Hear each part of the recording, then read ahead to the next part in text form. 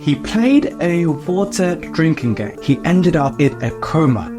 Hey guys, Dr. Derek here, with an absolutely insane tale of a man who nearly died simply from drinking water. Let's get straight into it. This is a story of a 22-year-old man who we'll call LR.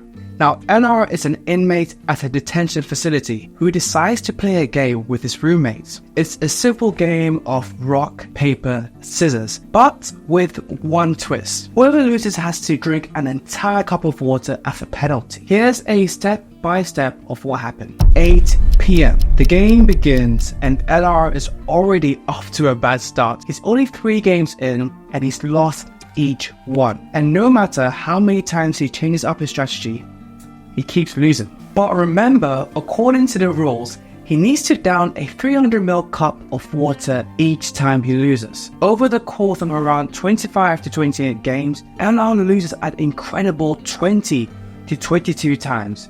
This leads to him consuming around 6 liters of water in 3 hours. 11:30 p.m. LR is exhibiting some alarming symptoms.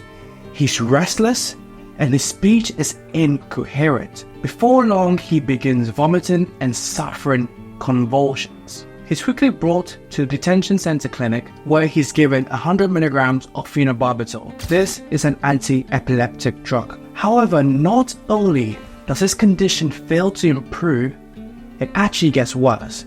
Before long, LR has lost control of his bladder and bowels, and he's suffering from tonic convulsions where his muscles contract sharply. Now, to make matters worse, he's now fading in and out of consciousness.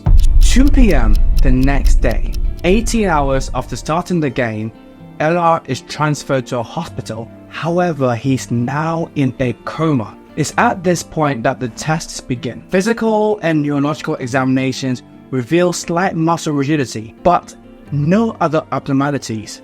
Certainly not anything that would result in him slipping into a coma. Then the doctors test his blood. LR is in a deep state of hyponatremia. This is a severe dilution of blood sodium levels.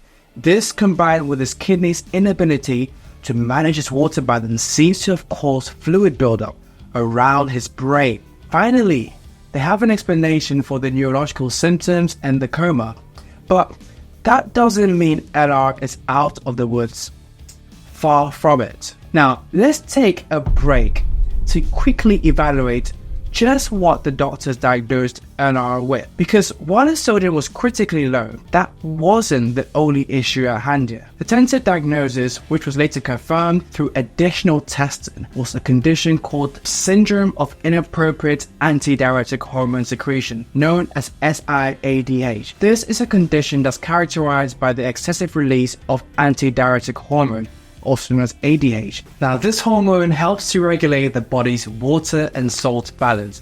Now, under normal circumstances, ADH is released by the pituitary gland to conserve water in the body by reducing the body's loss of urine. However, in SIADH, there's an abnormal secretion of ADH leading to water retention and hyponatremia, just like what was happening to our patient LR. Essentially, excessive ADH leads to water reabsorption in the kidneys, reducing urine despite adequate or even abnormal fluid intake. This causes water retention. Due to the dilutional effects caused by the retained water, the sodium levels in the blood drop. Of course, normal blood sodium levels are crucial for many body functions, including nerve and muscle function. Hence why our patient LR was having seizures and loss of muscle control. And while mild cases of SIADH can be almost asymptomatic, more severe cases can lead to nausea, headaches, confusion, convulsions, and, you guessed it, a coma. So, LR thought he was playing a perfectly harmless game, but the more he lost and the more he drank, the more it turned into a sort of Russian roulette.